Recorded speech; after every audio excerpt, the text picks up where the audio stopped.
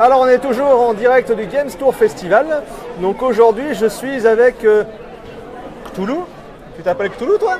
Non, Pirou, Julien Pirou. Ah c'est mieux. Cthulhu est mon maître. Alors donc vous l'avez compris, on est avec Julien Pirou. Donc Julien, je sais pas par quel bout te prendre. Dis-moi, présente-toi Julien, qui es-tu, que fais-tu? Alors, je suis un geek, je pense qu'on peut le dire. Les gens me connaissent probablement plus pour les émissions que je fais sur No Life, Retro and Magic sur Retro Gaming, des critiques de jeux de rôle, la Minute du Geek et Roleplay, donc qui est une série où on joue à des jeux de rôle et c'est une campagne filmée découpée en épisodes. Voilà, à une époque j'écrivais aussi dans un magazine qui s'appelait IG Mag, qui n'existe plus aujourd'hui malheureusement. Et à son âme. Et sinon, voilà, dans la vraie vie, entre guillemets, je travaille à Ubisoft en tant que IP développeur. Voilà, notamment sur, entre autres, un jeu qui a été annoncé il n'y a pas longtemps qui s'appelle Anno 1800, qui a été annoncé à la Gamescom. Alors aujourd'hui, donc, tu es venu au Games Tour Festival, tu as animé donc, une partie de Delta Green. Tout à fait. Alors Delta Green, c'est quoi? Alors Delta Green, en fait, c'est une déclinaison du jeu de rôle L'Appel de Cthulhu, qui se passe à l'époque contemporaine et sur un climat d'agence gouvernementale, de secret, de conspiration, la vérité est ailleurs. Et voilà, c'est un jeu qui est sorti pour la première fois tout début des années 90, qui a précédé en fait X-Files. Souvent les gens disent « Ah, Delta Green est inspiré de X-Files », mais en fait Delta Green est sorti avant. Donc ça c'est assez drôle, et que les éditions Sans Détour ont ressorti pour la 6e édition de Cthulhu il y a quelques années, en avançant on va dire le setting pour que ce soit dans les années 2010, pour moderniser un petit peu tout ça. Alors actuellement, malheureusement, Delta Green est devenu, malheureusement ou heureusement pour eux peut-être, Delta Green est devenu un jeu indépendant, c'est plus un supplément pour l'Appel de Cthulhu. Et donc voilà, malheureusement il n'y aura pas de version de Delta Green pour la V7, la 7e édition de l'Appel de Cthulhu. Donc ça voilà, c'est un peu dommage, en tout cas pour les joueurs de la V7. Alors ce Delta Green que tu as animé là, donc tout à l'heure au Game Tour Festival, tu peux nous dire un bon moment que tu as passé avec tes joueurs là? C'était quoi le meilleur moment? Alors, je pense que toute la partie était un excellent moment.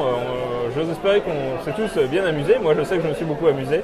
Non, je pense qu'un bon moment ça a été finalement au début de la partie, où les joueurs sont partis dans un délire avec Bigfoot, qui était assez drôle. Bon, normalement, Toulouse, on n'essaie de pas trop rigoler, mais là, c'était quand même assez fandard.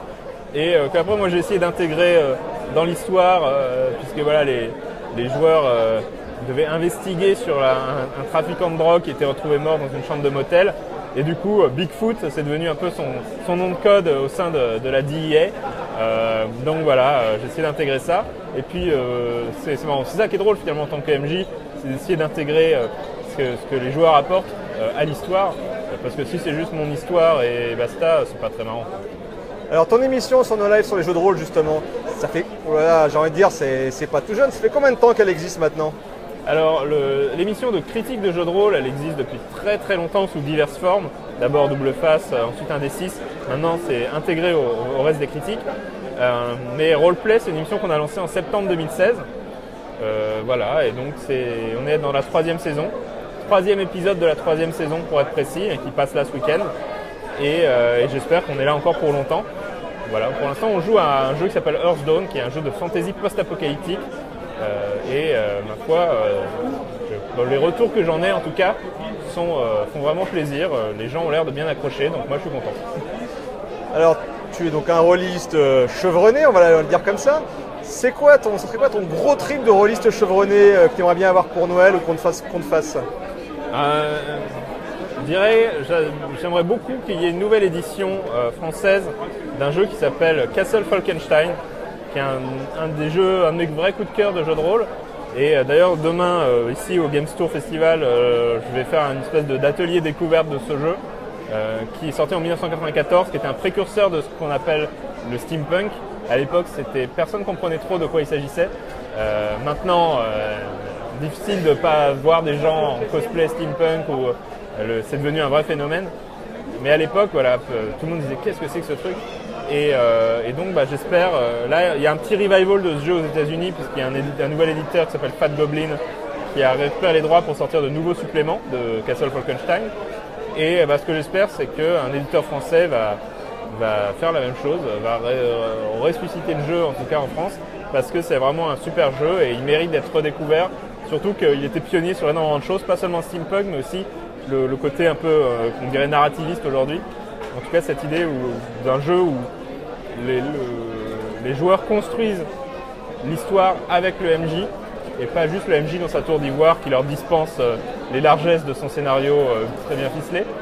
Et ça, pareil, à l'époque, notamment aux États-Unis, ça avait pris tout le monde un peu par surprise.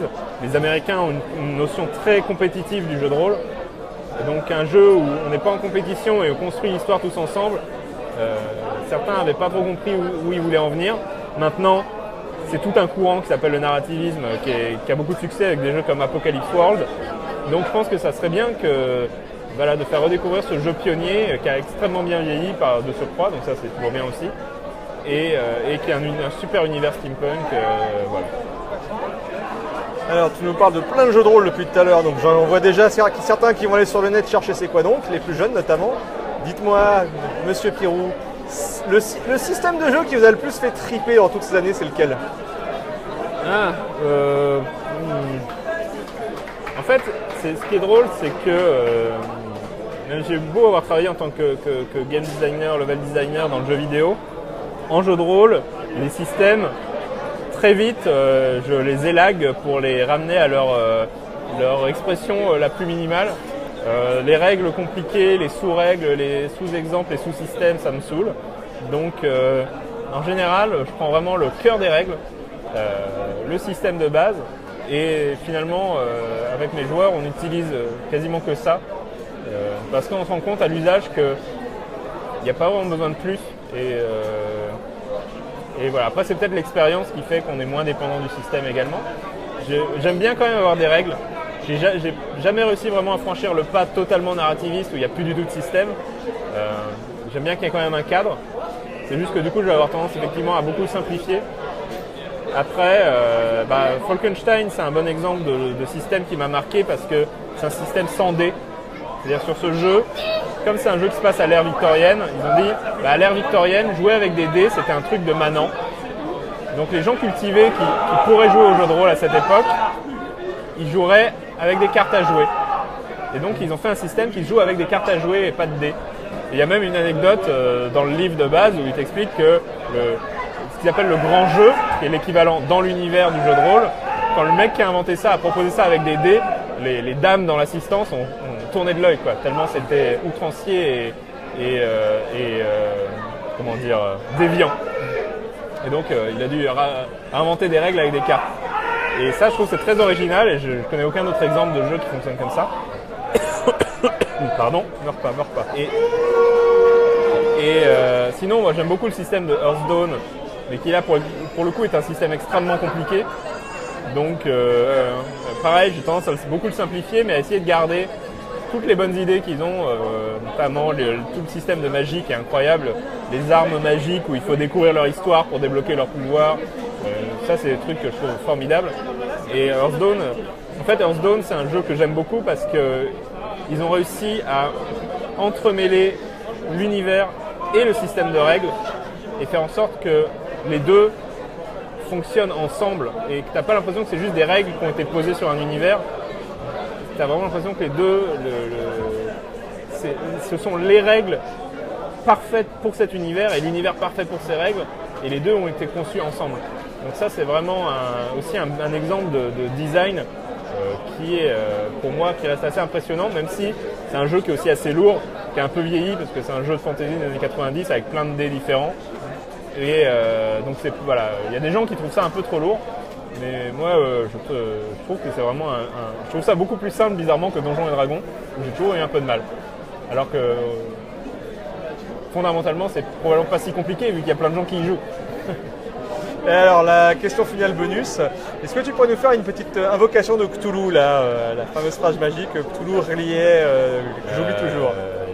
Ok. Je peux faire Shub-Niggurath, Allez, vas-y, fais-nous les chèvres, Shub-Niggurath. Ya, Shub-Niggurath, la chèvre noire aux 1000 chevaux. Eh ben, merci Julien, donc on te retrouve au Game Store Festival demain dimanche pour animer donc à nouveau une partie, cette fois-ci de Castle Falkenstein. Et le reste du temps donc sur No Life pour tes différentes émissions de jeux de rôle et de rétro gaming.